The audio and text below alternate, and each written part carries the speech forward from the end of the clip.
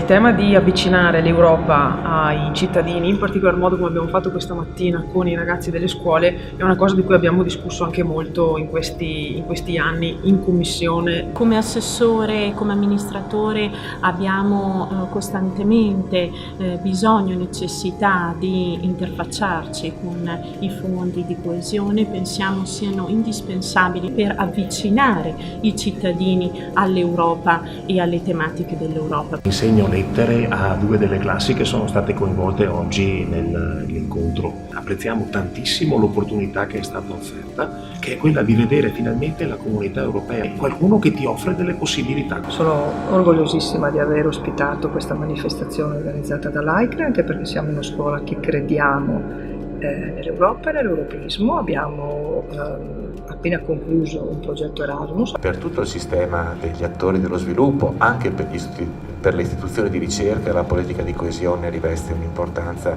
fondamentale per gli strumenti che essa assicura. Mi occupo dell'unità che fa formazione continua agli adulti in ambito di progettazione europea.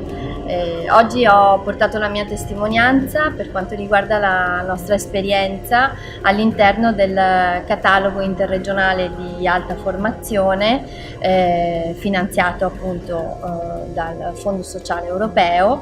Oggi ho parlato della nostra startup, lo Vivo Tour Experience, è una startup che è nata grazie ai fondi di coesione che per noi sono stati molto importanti per garantire una fase iniziale di lancio del nostro tour operator. 42 Bit, che insieme a Decipa, che è un ente di formazione della CNA Veneto, ha sviluppato un software finanziato appunto con i fondi europei e tramite la regione. Ha consentito a un software che adesso cammina con le proprie gambe dal punto di vista economico di iniziare i primi passi e quindi avviarsi ed entrare nel mercato.